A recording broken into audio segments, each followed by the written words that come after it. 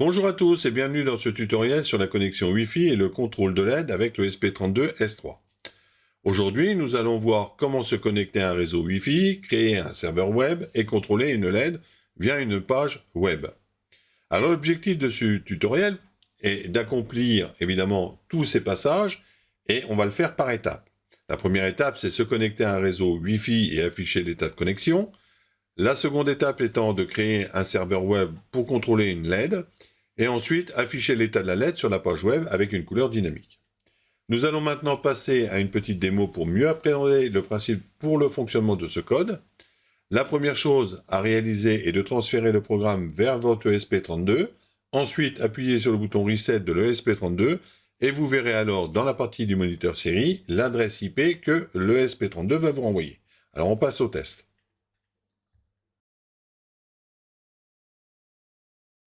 Nous avons ici donc le programme. On va activer le moniteur IDE qui se trouve ici. Et à ce moment-là, on va appuyer donc sur la touche Reset pour avoir l'adresse IP. Donc j'appuie. Et vous pouvez voir en bas de l'écran, donc on a l'adresse IP 192.168.1.36. Et il stipule que le serveur web est démarré. À partir de ce moment-là, on peut ouvrir donc une page web. Vous prenez votre navigateur, vous tapez ici l'adresse que le SP32 vous a donnée. Vous avez donc la page web qui apparaît. Regardez maintenant, j'allume la LED, je l'éteins. Et voilà, on a un changement en dynamique en haut de l'état de la LED. Alors maintenant, on va voir comment est construit l'intégralité du programme. Passons à l'explication de ce code. Nous avons cette ligne qui est utilisée pour importer la bibliothèque nécessaire à la gestion de la connexion Wi-Fi de l'ESP32. Alors les fonctions de cette bibliothèque permettent de connecter l'ESP32 à un réseau Wi-Fi, de vérifier l'état de la connexion et d'obtenir l'adresse IP une fois connecté. En dessous, nous avons Web Server qui est utilisé pour importer la bibliothèque nécessaire à la création d'un serveur web sur l'ESP32. Cette bibliothèque permet de définir les routes pour contrôler l'état de la LED via une interface web. Alors, les fonctions de cette bibliothèque sont utilisées pour gérer les requêtes HTTP entrantes et envoyer donc des réponses HTML dynamiques en fonction de l'état de la LED. En dessous, nous avons cette ligne qui est utilisée pour stocker le nom du réseau Wi-Fi auquel le SP32 doit se connecter. Et cette variable est ensuite utilisée dans la fonction Wi-Fi.begin pour initier la connexion au réseau Wi-Fi spécifié. Alors, évidemment, ça fonctionne aussi bien avec l'iBox, les Freebox ou d'autres types de box. Ensuite, nous avons cette instruction qui est utilisée pour stocker le mot de passe du réseau Wi-Fi auquel le SP32 doit se connecter. Cette variable est ensuite utilisée dans la fonction Wi-Fi.begin aussi pour initier la connexion au réseau Wi-Fi spécifié. Et là, nous avons une ligne qui est utilisée pour définir la broche auquel la LED est connectée et cette constante est ensuite utilisée dans la fonction PIMMode et digitalWrite pour configurer la broche comme sortie et pour contrôler la LED. Ensuite, nous allons créer un objet serveur web sur le port 80. Alors, pour expliquer cette ligne, imaginons que vous souhaitez créer un serveur web sur votre ESP32 pour contrôler une LED. Pour ce faire, vous avez besoin de mettre en place un serveur web capable de répondre aux requêtes HTTP depuis n'importe quel navigateur web connecté au même réseau Wi-Fi. La ligne Web Server 80 est importante pour cette mise en place. Elle crée une instance de la classe Web Server appelée Serveur, configuré pour écouter les requêtes sur le port 80, et le port 80, c'est le port standard pour le trafic HTTP. Ce qui signifie que les utilisateurs n'auront pas besoin de spécifier un port particulier lorsqu'on accède à votre ESP32 depuis un navigateur web. Là, cette ligne est utilisée pour initialiser la communication série à 115 200 bauds. Ça permet d'afficher des messages de débogage dans le moniteur série de l'IDE Arduino. Ça facilite aussi le suivi de processus de communication Wi-Fi et l'état du serveur. Là, nous avons à configurer la broche 2 de l'ESP32 comme une sortie. Ça permet au programme de contrôler une LED connectée à cette broche en allumant ou en éteignant en fonction des commandes reçues via l'interface web. Et en dessous, nous avons digitalWrite, donc LED pin, low, qui est utilisé pour éteindre la LED connectée à la broche 2. Cela se produit initialement dans la fonction setup pour s'assurer que la LED est éteinte au démarrage et également dans la fonction on-off pour répondre aux requêtes du serveur web qui éteignent la lampe. Ici, on initie la connexion de l'ESP32 au réseau Wi-Fi spécifié. Alors, le programme attend que la connexion soit établie avant de continuer. Une fois connecté, l'adresse IP de l'ESP32 est affichée et le serveur web est démarré pour gérer les requêtes entrantes. Et avec ces 3 lignes de code, on affiche en fait un message indiquant que le ESP32 essaie de se connecter au réseau Wi-Fi.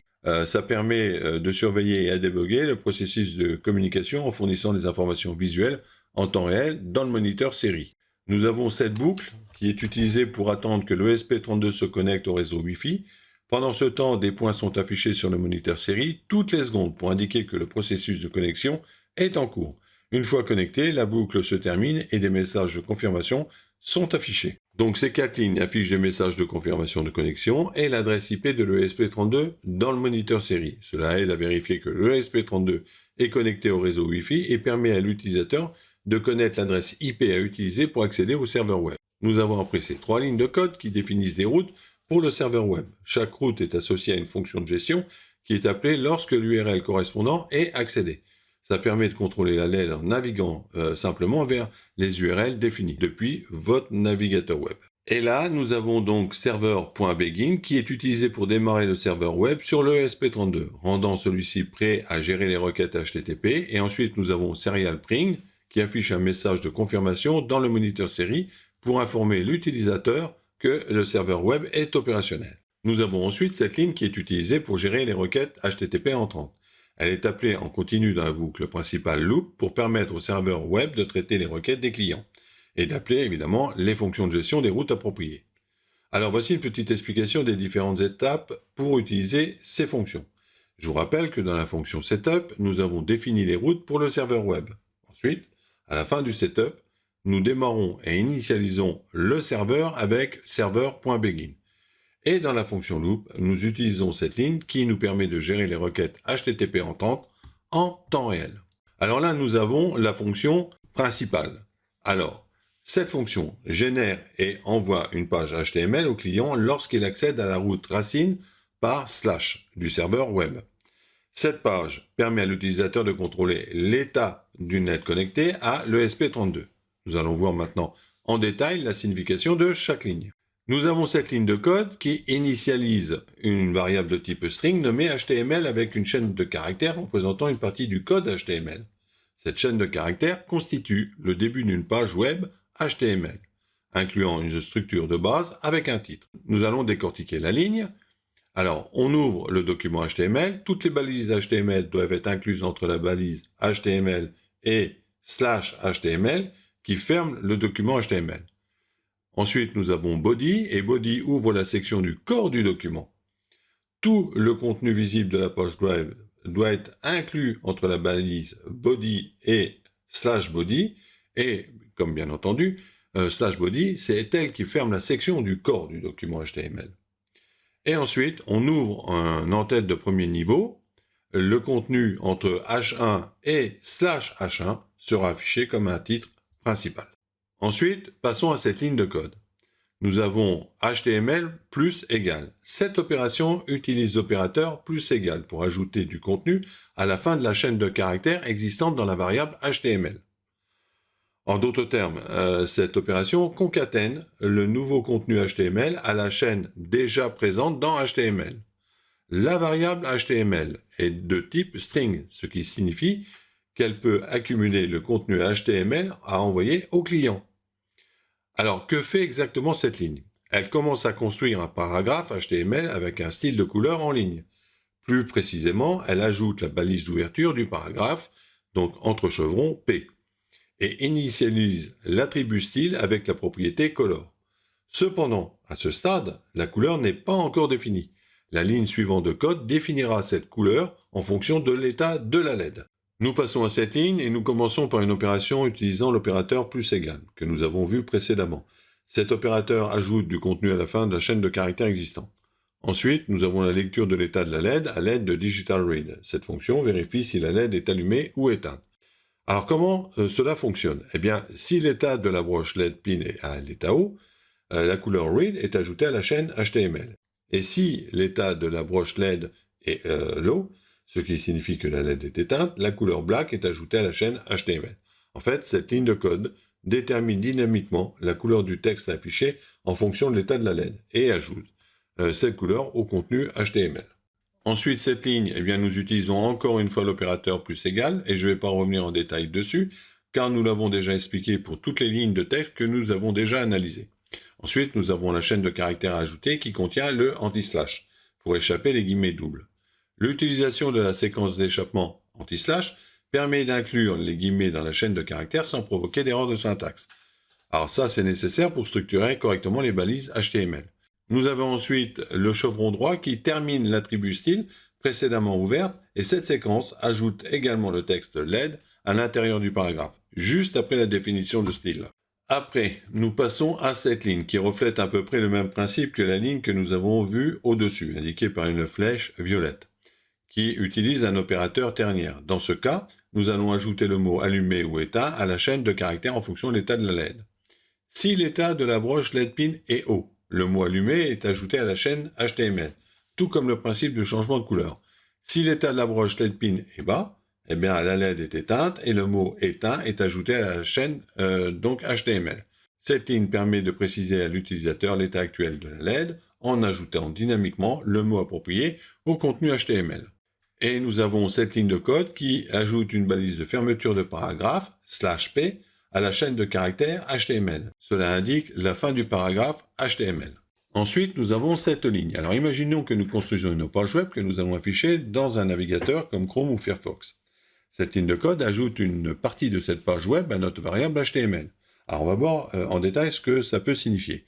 Nous avons d'abord l'opérateur plus égal, qui est un moyen d'ajouter du texte à la fin de ce que nous avons déjà écrit. C'est comme ajouter une nouvelle phrase à la fin d'une histoire que nous écrivons. Ensuite, nous allons créer un paragraphe avec un lien hypertexte pour ouvrir le paragraphe. Nous utilisons donc la balise entre chevrons /p. Cette balise ouvre un nouveau paragraphe en HTML, ce qui signifie que nous commençons une nouvelle ligne de texte. Ensuite, nous ajoutons un lien hypertexte. Et cette balise crée un lien cliquable. Le texte entre ces balises sera un lien sur lequel on peut cliquer. L'attribut, donc href/on, indique au navigateur où aller lorsqu'on clique sur le lien. Ici, on envoie une demande à l'adresse /on. Après, nous avons allumé la LED. C'est le texte qui apparaîtra sur la page. Quand on clique sur ce texte, cela envoie une commande pour allumer la LED. Et enfin, nous avons entre chevrons donc /a et cette balise ferme le lien cliquable. Et après, nous allons fermer le paragraphe et cette balise ferme le paragraphe HTML, indiquant que cette partie de texte est terminée. Alors là, nous avons exactement la réplique de la ligne que je viens de vous expliquer, mais cette fois-ci pour éteindre la LED. Nous n'allons pas rentrer dans tous les détails puisque la seule chose qui change, c'est le texte et le chemin, c'est-à-dire /off. Après, nous avons la ligne /body/html